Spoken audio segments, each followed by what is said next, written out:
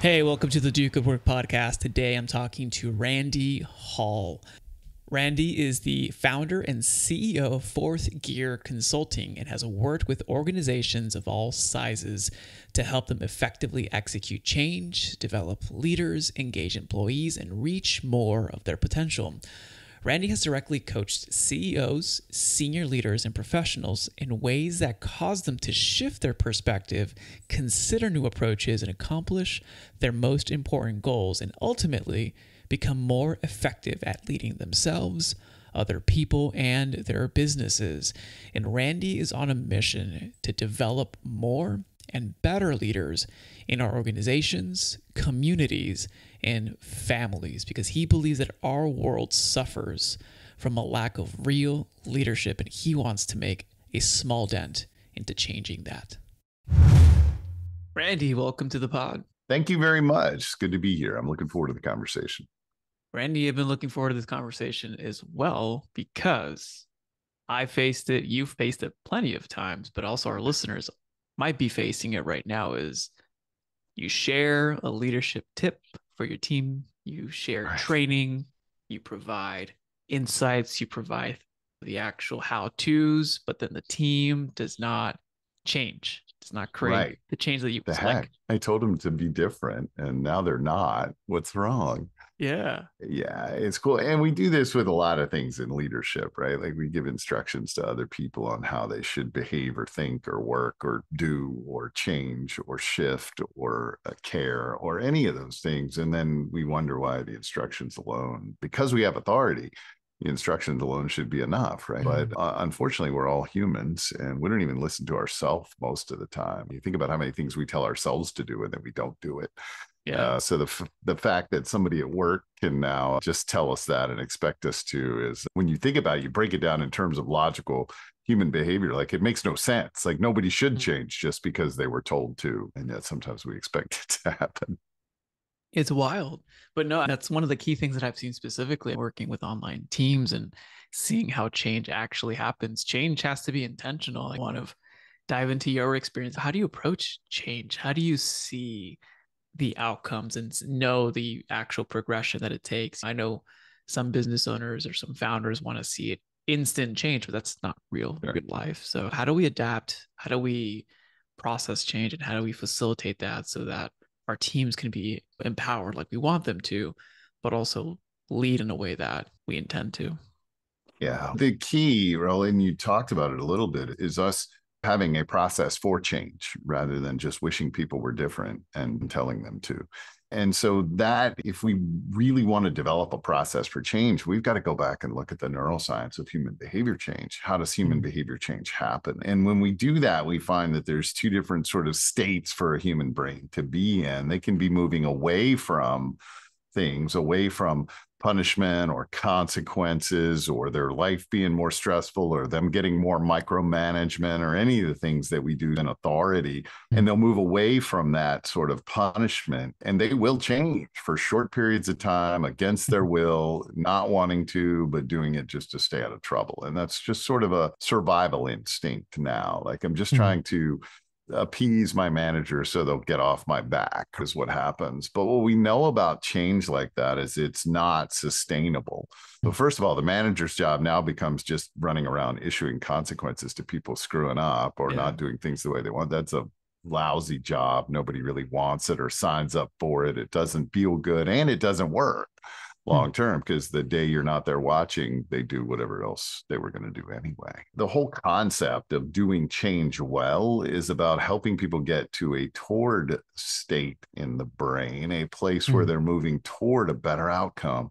When you look at humans, most people, when I ask this and we're speaking in a group of people, and I'll say, how many of you think humans are naturally resistant to change? And how many hands do you think go up? Probably everyone.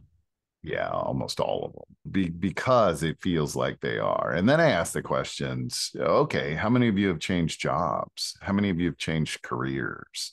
How many of you have changed locations or houses or spouses or any of the other things that that we willingly change, and we do Mm. really difficult things to go through some of those challenges. Like we embrace and run toward change all the time as Yeah. humans. When the new iPhone comes out, even though I know I'm going to spend all my time like fixing all, I don't do this personally because I'm an Android guy, but for people that do it, like you'll rush to get the next version, Yeah. even though Yeah. they're going to waste a day of their life. Waste may not be how they think about it, obviously, to go do that. I'll rush toward change. And so when we start to look Mm. at humans when they rush toward change and humans when they move away from pain and resist change, we see just a completely different kind of thought process. And so Mm. what we want to do as leaders is use a four-step change process that starts with insight.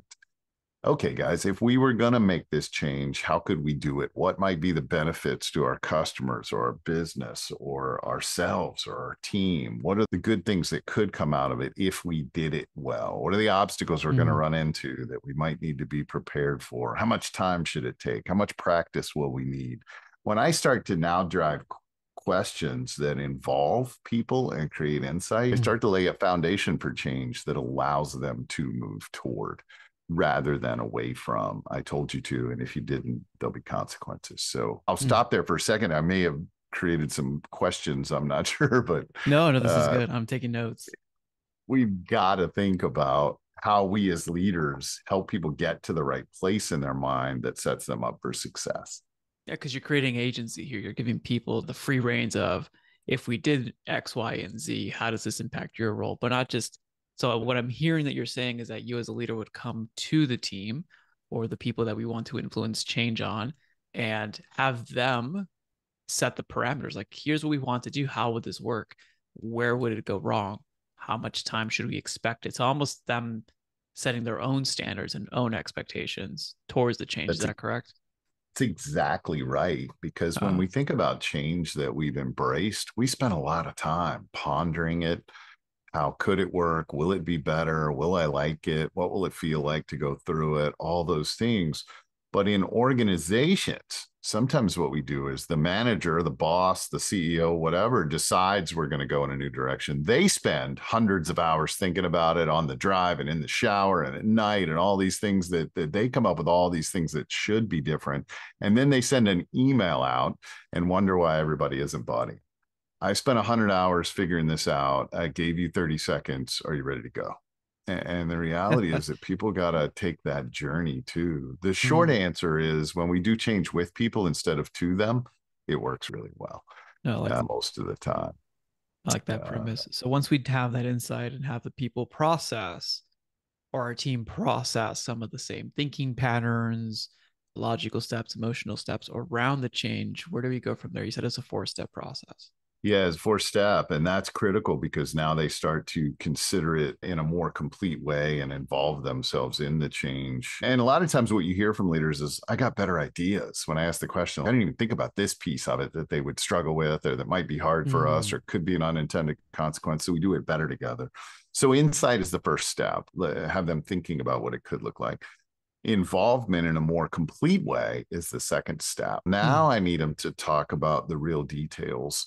I can have an intention to change, and we do this all the time. It's called a New Year's resolution, right? I'm going to save more money. I'm going to eat better. I'm going to get Mm-hmm. more exercise. I'm going to do these things. I'm going to build better relationships, whatever my New Year's resolution is. It's an intention at that point. Until Mm. I have a process for how I do any of those things, if I'm going to eat healthier, like how am I going to do meal prep? What am I going to shop for? What am I looking for on the labels? What new containers am I going to buy to pack lunch in? Whatever the steps of that thing may be, until our brain has gone through that work, it can't execute anything. A brain Mm. can't execute an intention. It can only execute the steps Like a associated with verb, making right? it. And The so habits, the verbs, the details. What I'm actually going to do to live out that's this it. intention. Okay. That's exactly right. And until I've done that, and that only comes with involvement. Like you can't give people, it's like teaching somebody to ride a bike. I can think after I watched other people do it that I'll be good at it. But until I start to pedal, I don't understand how all that stuff works yet. Mm. Driving a car, like we looked at all the mirrors and freaked out and said, how can I possibly maneuver this thing? And now we do it like while we're eating, whatever else we do while we're driving Yeah, you just cars, yeah, right? that's not Talking on the phone. Yeah. So we go through that process through that involvement in the details associated with it. So now I got to think about these things, not just at an idea level, an insight level, but an involvement level. All right, here's how I would start my day if I were going to do that differently, or here's how the steps I would take. Here's the gym I'm going to join, whatever the case might be. And we got to do the same thing at work. Like a We're going to commitment. change. Absolutely. But in a detail, in a level of detail that we can execute on, because I can't Okay. execute on a commitment. And this is where it gets frustrating for leaders. If you Huh. want to lead change, be visionary. What's my first step to more visionary? What am I Right? actually going to do? Set about 30 minutes in the morning to write down my ideas. Like the actual verb, the actual when I said commitment, but like the commitment in your calendar, commitment in what you're actually going to Yes. execute. Yeah. Yes, the tangible execution of the things that actually make that intention start Mm. to show up in your world as a thing, not just an idea. Oh, that's And key. that's exactly right. So involvement does that for people.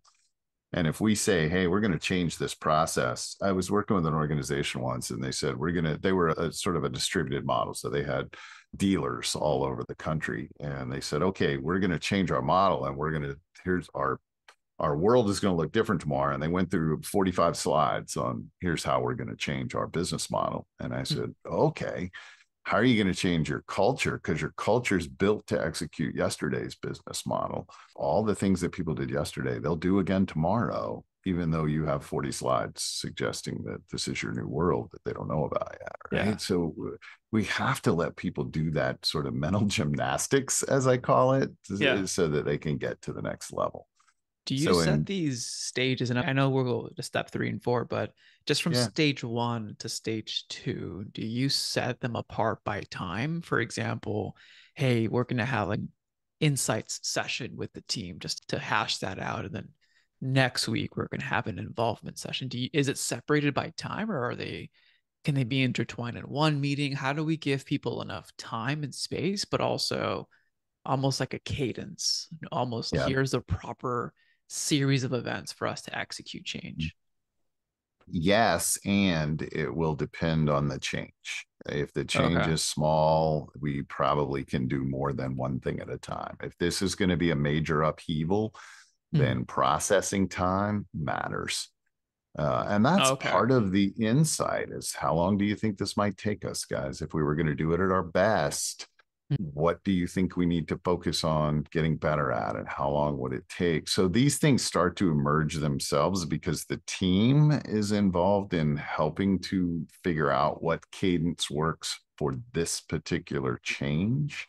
But absolutely, we need to make sure that each step, because each step depends on the other. If I don't want to do it, my level of involvement and the reality with which I apply myself in that space isn't very good, right? Yeah. Like, all right, I'm going through the motions because the boss said we had to, rather than, hey, this might be pretty cool, but I really got to figure out how to do it well, what the steps are. I really Interesting. want to get there.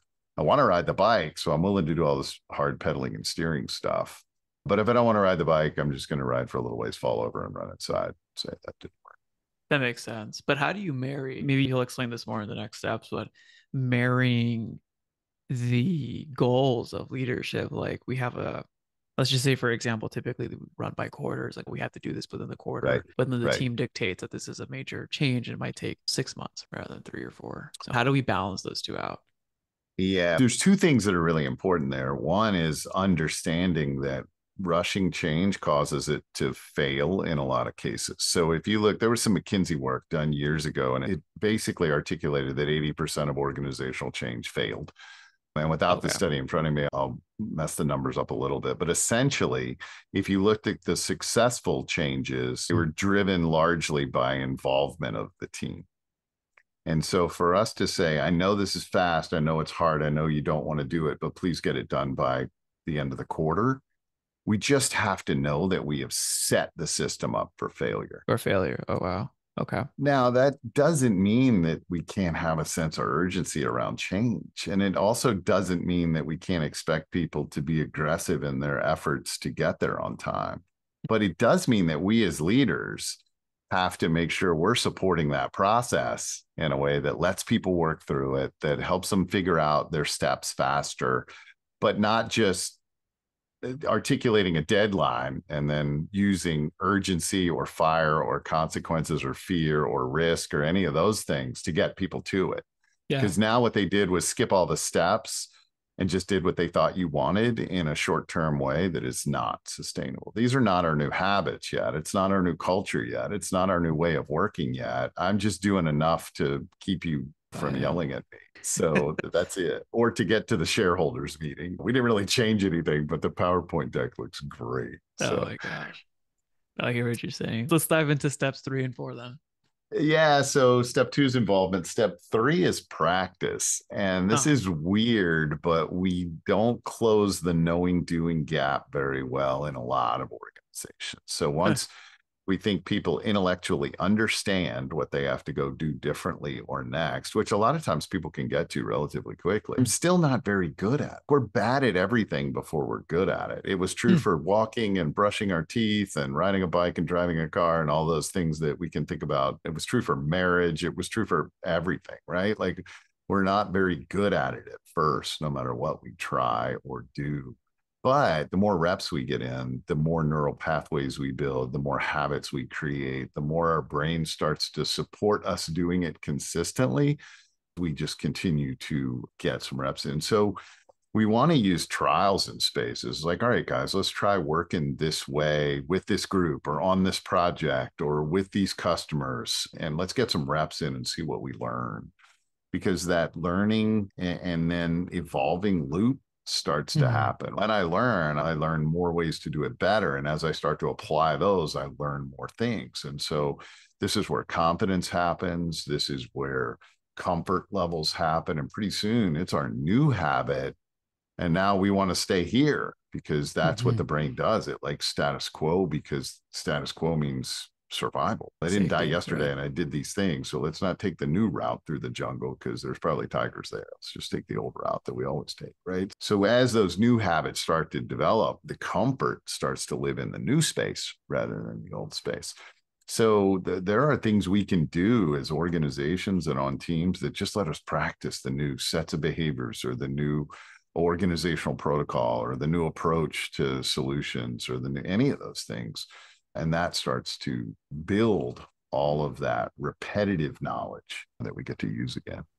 That's pretty key. And I feel like step 2 then and 3, almost depending on the level of change, if you set the habits, then you can begin practicing after that session or after that meeting to start. Yes. Go forth and practice and execute, fail, and see what happens. Yep. And that trial period is really important because we'll learn things. Anytime we apply something for the first time, we learn how to do it better. I don't care what it is. And so now we get to bring that back into the involvement mix, really even into the insight mix and say, hey, here's a new idea I have on how we can do this better. And then we get to try the new thing and then we get to practice it and we get to make iterations happen within that cycle. How do you get the feedback loops? What do you recommend to capture those feedback loops? Because it's usually if it's we meet once a week or we meet every 2 weeks, I feel like that could be a delay, right? It could be. Short huddles really work, I think. And this is where frontline managers in most organizations are so critical. Because if I'm waiting to get feedback loop up to a CEO or down to up to a director or a VP level or something, and I'm not just working on it locally right there, then I'm probably extending my change speed too much, right? Let's just work on it here, get it to a point, and then we can get the feedback loop up. Here's what we tried. Then we tried this. Then we found out this worked. And here's where we think the sweet spot is, right? Now we can have that conversation. But if local managers, if first line managers are just filtering that up and waiting for somebody else to make the decision on what you tried different because you ran into that roadblock, we have slowed the entire system down. And where there's lots of fear in organizational systems, that's what you see anyway. I'm going to push all the decisions up higher so I don't have the responsibility of making an error down at this level. Oh, that's interesting. That's the culture. Yeah. Yeah. I actually step away from my responsibilities as a leader and just become a conduit for information, which isn't really effective, has very little impact, and just slows everything down. No, it makes a lot of sense. What signals do you look for to see that the team has not arrived, but gotten to Yeah. the point where, hey, we're fairly competent here? Yep. And that sort of takes us into a whole nother realm, but we'll talk about it really quickly. And that's the human performance improvement pattern. And so it Mm, starts with effort. If nobody's trying, then we didn't get our insight and involvement done well. It's like, all right, guys, this didn't feel like it caught on. What's holding us back? What's keeping us from giving this a shot or putting it into a trial for a couple of weeks and seeing what we get? Right. So we always look for effort before progress. What a lot of mm, times we'll do is think the change happened, and then we'll get all the way to the outcome stage and realize, oh, nobody did it that way. Or they just went through interesting. the motions, but we didn't really get the outcomes we wanted. We missed steps because effort happens before progress. Yeah. Progress happens before any sort of consistency, and consistency happens before we get any kind of results. And so that's what we're looking for. But a lot of times we'll look for progress or we'll look for results and we didn't even get the effort. So Yeah. as a leader, I'm having conversations about what's keeping you from trying, not why Mm. didn't you get these results? Because you didn't, like, it was all the way back at the beginning of that process where we tripped. We don't want to just wait until we get to the measurement part of results to find out that our change didn't go well. And that's where And that's where that a lot of support, frustrations happen. Yeah. absolutely. I was working with a big multi-billion dollar organization once, and the president of it said, here's the conversation we have with all of our customers first. Here's how we build trust with our customers. And I said, how do you know? I was just started that process. And I said, how do you know that's happening at the customer level? Oh, we have talked about it here. All of my VPs are on board with it. We've done all our work here. I know that's happening throughout the organization. I literally walked into one of their retail spaces and as a new client, and I got nothing like what the president thought was happening at the customer Oh, level dang. because everybody's saying yes all the way up. Yep, we're going to get that done. Yep, we're going to get that done. And literally, I asked one of the salespeople, I said, I thought you had this. I had heard something about this, this proposition to the customer and this value proposition that you guys articulated when people came in here and I was coming in to explore it. He literally said, oh, that's this card we carry with this statement on it that we're supposed to, but we just keep that in our pocket in case the managers show up. Oh, wow. Now you Dang. think about the distance between the what I think's happening in the organization because I said so, and what I helped to happen in the organization because we had good leadership at all levels. Completely different sort of set of realities. And that happens all the time in Yeah. organizations. If I go And up at we're the top operating and off say, that. look, you bet we are. And nobody's telling the person at the top, hey, we're not really doing this because that's way too much risk. Yeah, that's fear. Way too much risk. Yep, absolutely. So we're operating out of really just when the principal's walking around, keep your eyes on your own work. Yeah, get it ready. How do we tie this home into what's the fourth step? It is environment, and we touched on it a Huh. little bit, but I've got to have a world where practice is okay and mistakes are all right and new Huh. ideas are listened to, or I shut all the other stuff that I did to build change down. So if I've built a world where people can't screw stuff up as they're learning and get support with it, or people hide their mistakes because I don't want to be the one who made one, and I've created that kind of world as a leader, then I will not have a change ready organization or a nimble team. I won't. So I've Mm. got to say, no, let's try. Let's screw some stuff up this week, figure it out as we go and get better.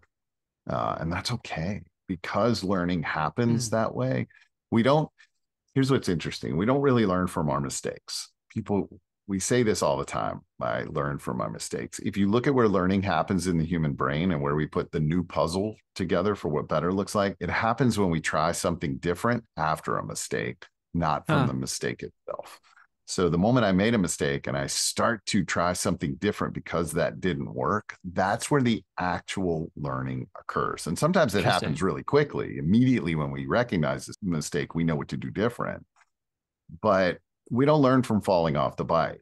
We learn from when we pedal or steer differently because we fell off the bike. Yeah. And sometimes we kill that in organizations Mm. because we keep trying to get people not to fall off the bike anymore. So we're riding around going, don't fall off the bike, don't fall off the bike, don't fall off. That doesn't help me ride a bike. In fact, Hmm. it actually will cause me to fall more if I'm focused on the mistakes rather than, Yeah. all right, that's cool. What do we learn? What do you want to do different? How do we get started? How do we help each other figure Hmm. that out? Right now, we've got an organization that's change ready in an environment that supports change. Because the leader essentially is empowering like managers or creating an ecosystem where the system is set up for That's right. flexibility. The system is set up so the leader doesn't have to physically be there all the time to implement that change. Yes. And in fact, that's a red flag. If things only happen when you're there all the time, Yeah. you're not leading, you're just micromanaging. That's where we get into trouble. And boy, remote work. Yeah, I worked with a lot of managers, but I can't see if my people are working. It was like, well, if you had to see if your people were working, you've A, either hired the wrong people, B, coached them incorrectly or set up the wrong culture for us to do work. But that was a really stark reality. Was that Yeah. the signal I got as to whether work was happening or not was my observation of the people, Which is which scary. I see that a lot in I don't know what my absolutely. team is doing. How do I keep them accountable? And I think that's it's a Yep. very I'm sure it's a fickle question, but it says more about the leadership than it does about the work itself. And I think it's not an easy solution, but I It's think creating not. that environment is part of the puzzle. Yep. Yeah, that's exactly right. And we have not done a good job of giving managers tools for leading effective change. We've just told them, go make your team do this. And Yeah, go so it's a make it natural happen. reaction. Right. Absolutely. It's a natural reaction. It's just very competitive with the realities of how humans change in their brain when we try to execute it that way. Shifting gears here, just as an interesting final note, Sure. what compelled you to study more about human psychology? What was the question you were trying to solve that led you down this journey to actually understand how change happens and how leadership actually works? Yeah, great it's a great question to ask. And as I think about the journey, at least for me, I was naive, I think, when I started climbing the corporate ladders and getting Yeah. into businesses. And then all of a sudden I got to manage and nobody taught me how. And it didn't feel very good. And I screwed everything up and I made all the mistakes and my people didn't do what I thought they should. And I was also in the learning and development realm, like those were teams I was leading. So I thought, heck, how am I supposed to teach other people to do this if I don't know how to do it well myself? And that was part of it. And also, I think I thought when I got to the tops of tall buildings and big organizations, I'd find great leaders that had all the answers somewhere in that world. I had that story in my head, right? That these people would be really good leaders. And candidly, I found that to be rare. I found a few, but not many. A lot of them were trying to think about how to get their people to do the things they needed them to do rather than how they support their people as they become really successful at what they do.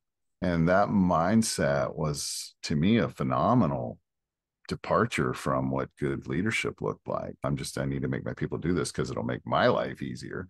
Impulsively, I want them to be better, but I don't have a process for helping them get there. And it didn't make them bad people. It was just a No, normal yeah, human yeah. thing, right? So I saw a ton of that. So I've always been one that had to know why. When I said in leadership training, when people would say, you need to coach this way, or you need to, and I would always think, why? Because we've done this and that, and this is our process, and here's why we think it works and all. But nobody could tell me why. And so I started Hmm. diving into the neuroscience associated with that to understand, wait, when does a person actually respond well to that kind of Hmm. interaction versus the other? And it's not manipulation, but it is me becoming a leader that can get the results that represent success for my team Yeah. rather than me just getting what I want out of other people. It's a very different thing. Yeah, it's a But I positive just, influence, right? yeah, It's towards a better goal, not towards a selfish like need or whatever. that's right. And so along the way, I just started to find all these connections between what good leadership looked like, what drives human engagement, and what also gets really good results connected to the neuroscience associated with human behavior change. So then I just started building models that I thought could translate that to other people rather than making them slog through all the stuff that I did to figure out how for myself. Yeah. We built models around accountability, models around change, models around coaching that people can use that are connected to how the brain works rather than just how I feel like telling you should do something different. Oh, I love that. I know that I tease like when's the book coming out, but where can we Yeah. learn more about the models or frameworks that you use? Because this was fascinating and a masterclass in itself. I appreciate that. And I'm the world's worst marketer. When I look at things that I've done really poorly in my world, that is one of them. But people can find me at Fourth Gear Consulting, the number 4THGEAR consulting.com. And they can also reach me at randy.hall at fourthgearconsulting.com. But I'm terrible at that. Every bit of the work I've done has been repeat and referral, which is nice. It tells me I'm bringing value to people that I'm privileged to work with, but it doesn't do a good job of sort of letting people know how I might be able to help them. Yeah, no, it's all good. We'll put that link in the show notes and I'll check out more about the frameworks that you're doing. But Randy, it's a pleasure having you on. Thank you. Thanks for having me. It's been a fun conversation. It's good stuff for people to think about. And I love getting to do that every day. So I appreciate you letting me spend some time with you. Absolutely. If you found value in today's podcast, please consider sharing this with someone that you believe could also benefit from this episode. You never know, you may be the catalyst that opens them up to a new way of operating their business and experiencing life. As always, it's an honor to be a small part of your journey. This is Raul Hernandez. Do good work.